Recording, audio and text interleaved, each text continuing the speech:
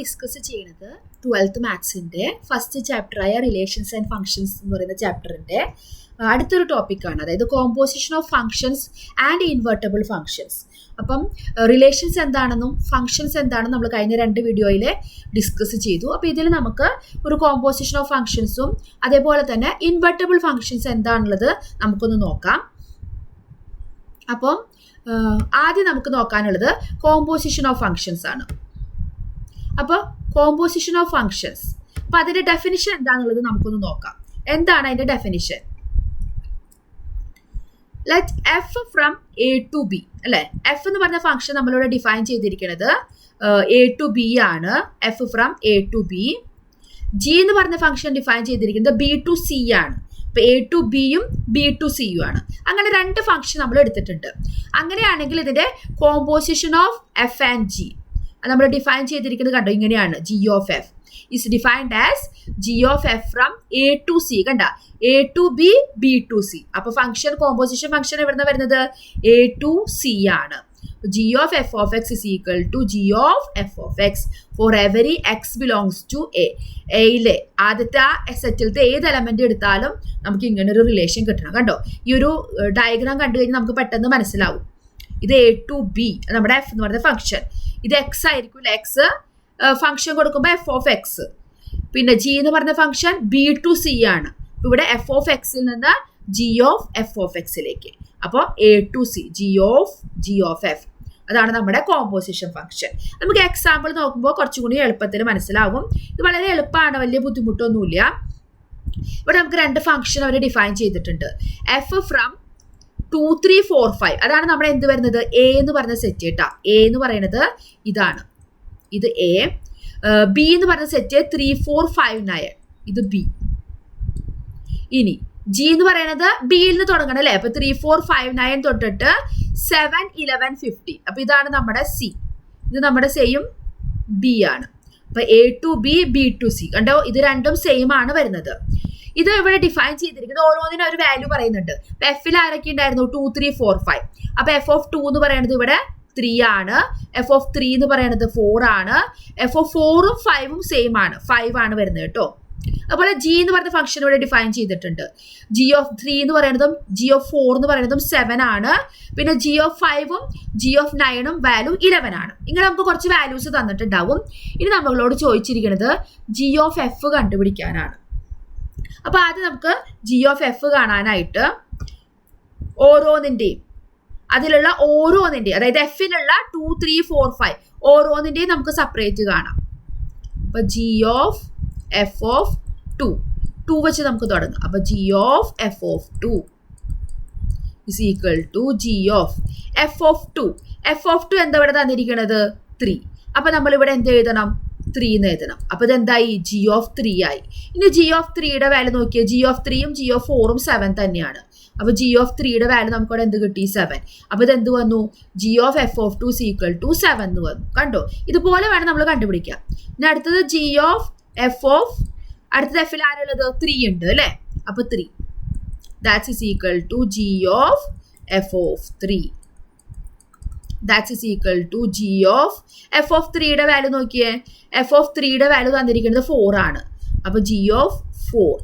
G of 4 ഇവിടെ എത്രയാന്ന് നോക്കിയേ. ജി ഓഫ് 4ഉം 7 തന്നെയാണ്. അപ്പൊ നമുക്കത് 7 എഴുതാം. അപ്പൊ ജി ഓഫ് എഫ് ഓഫ് 3യുടെ വാല്യൂ എന്താണ്?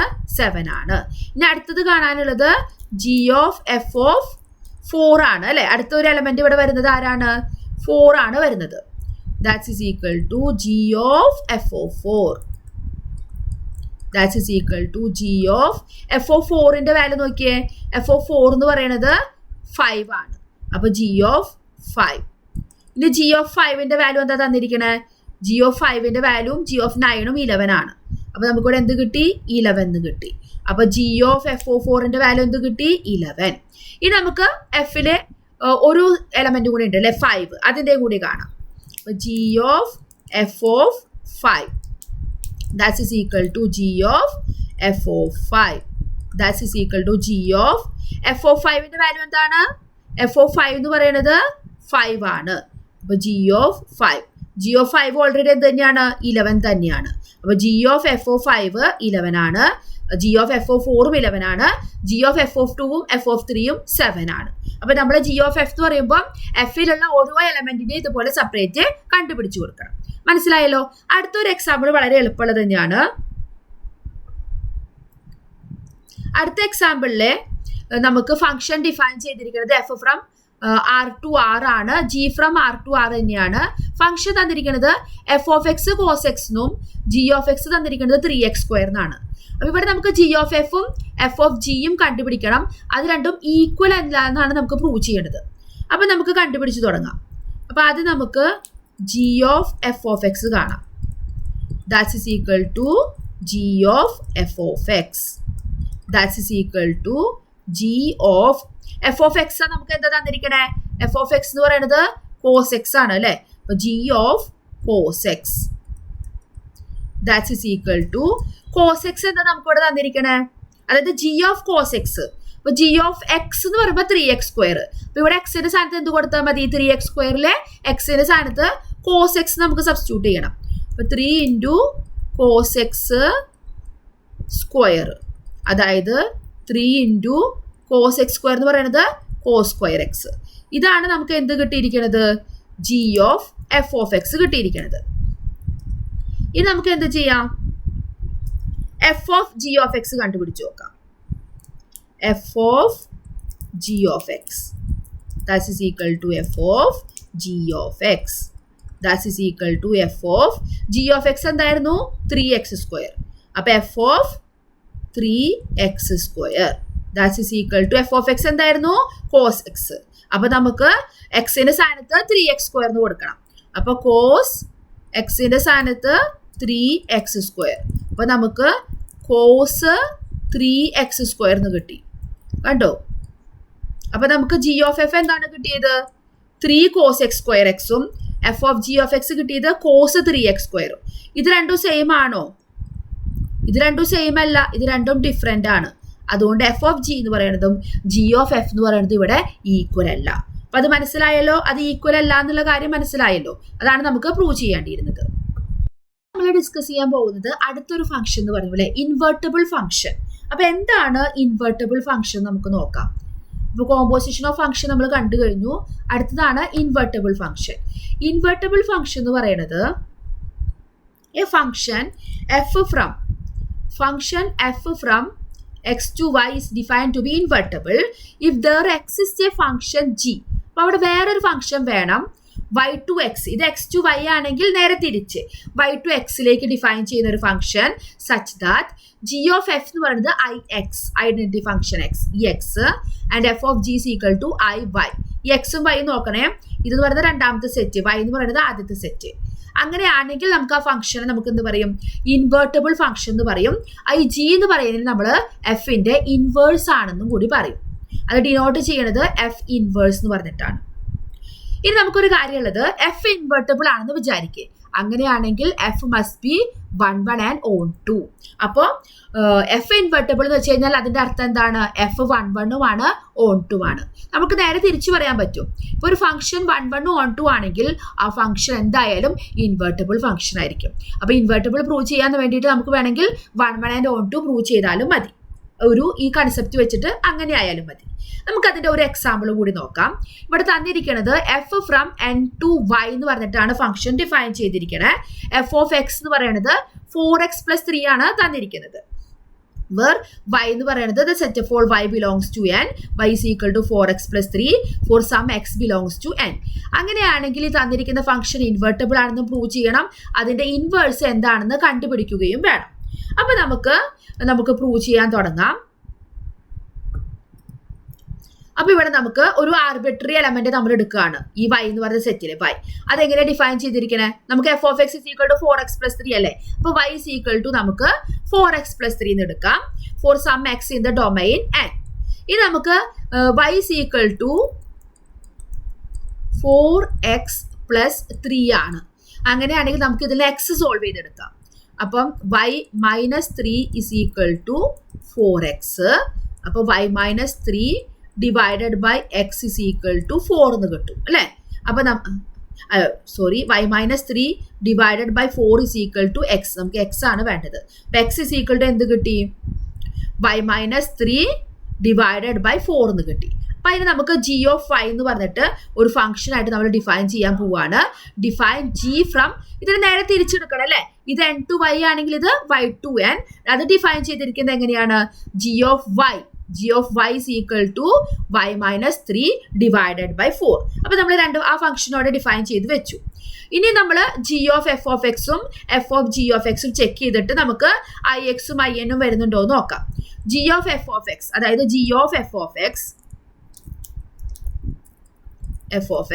is equal to g of f of x എന്താണ് നമുക്ക് തന്നിട്ടുണ്ടായിരുന്നത്, 4x plus 3 എന്ന് അല്ലേ. അപ്പോൾ G of 4x plus 3, G of X എങ്ങനെയാണ് ഡിഫൈൻ ചെയ്തത്, y മൈനസ് 3 ഡിവൈഡഡ് ബൈ 4 ആണ്. അപ്പോൾ നമുക്കത് ഇങ്ങനെ എഴുതാം, 4x plus 3 പിന്നെ ബാക്കി അല്ലേ എക്സ് മൈനസ് 3. അപ്പോൾ എക്സിന്റെ സ്ഥാനത്ത് അല്ലെങ്കിൽ വൈയുടെ സ്ഥാനത്ത് 4x plus 3 എന്ന് കൊടുത്തു. ബാക്കി എന്തുണ്ട്, മൈനസ് 3 ഡിവൈഡഡ് ബൈ 4 ഉണ്ട്. പ്ലസ് 3 മൈനസ് 3 ക്യാൻസൽ ആയി പോയി. അപ്പോൾ 4x by 4 വന്നു. ആ 4ഉം 4ഉം ക്യാൻസൽ ആയി പോയി. അപ്പോൾ എന്ത് കിട്ടി, എക്സ് എന്ന് കിട്ടി. സോറി. അപ്പോൾ G of F of X എന്ത് കിട്ടി നമുക്ക്, എക്സ് എന്ന് കിട്ടി. അതായത് എന്താണത്, ഐ എൻ അല്ലേ. എക്സ് എന്ന് പറയുന്നത് എന്നിലുള്ളതാണ് അല്ലേ. ഇനി നമുക്ക് എക്സ് എന്ന് പറയുന്നത് എന്നിലുള്ളതാണ്, X in the domain N. അപ്പോൾ നമുക്കിത് ഐ എന്ന് കിട്ടി. ഇനി നമുക്ക് നേരെ തിരിച്ച് F of G of X നോക്കാം. F of G of Y, f of g of y is equal to f of g of y is equal to f of g of y എങ്ങനെ define ചെയ്തിരിക്കുന്നത്, y minus 3 divided by 4. അപ്പോൾ y minus 3 divided by 4. പക്ഷെ f of x എന്ന് പറയുന്നത് എന്താണ്, 4x plus 3. അപ്പോൾ അതിൽ എക്സിന്റെ സ്ഥാനത്ത് നമുക്ക് എന്ത് കൊടുക്കാം, y minus 3 divided by 4 എന്ന് കൊടുക്കാം. പിന്നെ ബാക്കി എന്തുണ്ട്, പ്ലസ് 3 ഉണ്ട്. അപ്പോൾ ഈ 4ഉം 4ഉം ക്യാൻസൽ ആയി. അപ്പോൾ y മൈനസ് 3 പ്ലസ് 3 ആയി. അപ്പോൾ മൈനസ് 3യും പ്ലസ് 3യും ക്യാൻസൽ ആയിട്ട് എന്ത് കിട്ടി, y എന്ന് കിട്ടി. അതായത് y എന്ന് പറയുന്നത് എന്താണ്, ഐ വൈ. അപ്പോൾ എഫ് ഓഫ് ജി നമുക്ക് അവിടെ എന്ത് കിട്ടിയായി, കാരണം y എന്ന് പറയുന്ന ഇതിലത്തെ എലമെന്റ് ആണ് അല്ലേ. അപ്പോൾ ജി ഓഫ് നോക്കിയേ, അപ്പോൾ നമുക്ക് ഇവിടെ ജി ഓഫ് എൻ എന്ന് പറയുന്നത് ഐ എന്ന് കിട്ടി. അതേപോലെ തന്നെ എഫ് ഓഫ് ജി എന്ന് പറയുന്ന ഫംഗ്ഷൻ എന്ത് കിട്ടി, ഐ വൈ എന്ന് കിട്ടി. അപ്പൊ നമ്മുടെ ഡെഫിനിഷൻ കണ്ടോ, G of F is equal to I X, അതായത് രണ്ടാമത്തെ ഇത്. അതുപോലെ എഫ് ഓഫ് ജി എന്ന് പറയുന്നത് നമ്മുടെ ഐ വൈ ആദ്യത്തെ. അങ്ങനെ കിട്ടുകയാണെങ്കിൽ അതിന്റെ അർത്ഥം എന്താണ്, എഫ് എന്ന് പറയുന്ന ഫംഗ്ഷൻ ഇൻവെർട്ടബിൾ ഫംഗ്ഷൻ ആണ്. ഇനി അതിന്റെ ഇൻവേഴ്സ് കണ്ടുപിടിക്കാൻ പറഞ്ഞിട്ടുണ്ട് അല്ലെ. ഇവിടെ ആരാ നമുക്ക് ഇൻവേഴ്സ് ആയിട്ട് വന്നത്, ജി അല്ലെ. അപ്പൊ ജി എന്ന് പറയുന്ന ഇവിടെ ഫംഗ്ഷൻ നമ്മൾ ഡിഫൈൻ ചെയ്തിട്ടുണ്ട് അല്ലെ, G from Y to A. ആ ഫംഗ്ഷൻ ആണ് ഇവിടെ എഫിന്റെ ഇൻവേഴ്സ് ആയിട്ട് വരുന്നത് എന്നുള്ളതും നമ്മൾ കണ്ടുപിടിച്ചു. അപ്പൊ ഇതാണ് ഇൻവെർട്ടബിൾ ഫംഗ്ഷൻ ഇൻവേഴ്സ് കാണുന്നത്. ആ ഒരു കൺസെപ്റ്റ് മനസ്സിലായി എന്ന് വിചാരിക്കുന്നു. അപ്പൊ ഇത്രയും ടോപ്പിക്കുകളാണ് ഈ ഒരു ചാപ്റ്ററിലുള്ളത്. ആദ്യം നമ്മൾ റിലേഷൻ കണ്ടു, പിന്നെ അതിന്റെ ഒരു വീഡിയോ ചെയ്തിട്ടുണ്ടായിരുന്നു, ഫംഗ്ഷൻ അതിന്റെ വീഡിയോ ചെയ്തു, പിന്നെ ഇത് നമ്മുടെ കോമ്പോസിഷൻ ഓഫ് ഫംഗ്ഷനും ഇൻവെർട്ടബിൾ ഫംഗ്ഷനും. അപ്പൊ ഇത്രയാണ് ഈ ഒരു ചാപ്റ്ററിൽ വരുന്ന മെയിൻ ടോപ്പിക് എന്ന് പറയുന്നത്. ഞാനതൊരു 3 വീഡിയോയിലായിട്ട് നിങ്ങൾക്ക് വീണ്ടും അത് എക്സ്പ്ലെയിൻ ചെയ്ത് തന്നതാണ്. ഡീറ്റെയിൽഡ് ആയിട്ടുള്ള വീഡിയോസും ഓരോ എക്സസൈസും നമ്മുടെ പ്ലേലിസ്റ്റിലുണ്ട്. അത് നിങ്ങൾ ചെക്ക് ചെയ്യുക. നമ്മുടെ പ്ലേലിസ്റ്റിൽ പോയിട്ട് 12th മാത്സിന്റെ ചാപ്റ്റർ 1 റിലേഷൻസ് ആൻഡ് ഫംഗ്ഷൻസ് എടുത്തു കഴിഞ്ഞാൽ എല്ലാ ടോപ്പിക്കും എല്ലാ എക്സസൈസും നമുക്ക് ഡീറ്റെയിൽഡ് ആയിട്ട് കാണാനായിട്ട് സാധിക്കും. അപ്പോൾ അവിടെ നോക്കിയാൽ നിങ്ങൾക്ക് കാണാനായിട്ട് പറ്റും. അപ്പോൾ അടുത്ത വീഡിയോയിൽ നമുക്ക് അടുത്തൊരു ചാപ്റ്ററുമായിട്ട് കാണാം. അപ്പം ഇത് മനസ്സിലായെന്ന് വിചാരിക്കുന്നു. താങ്ക്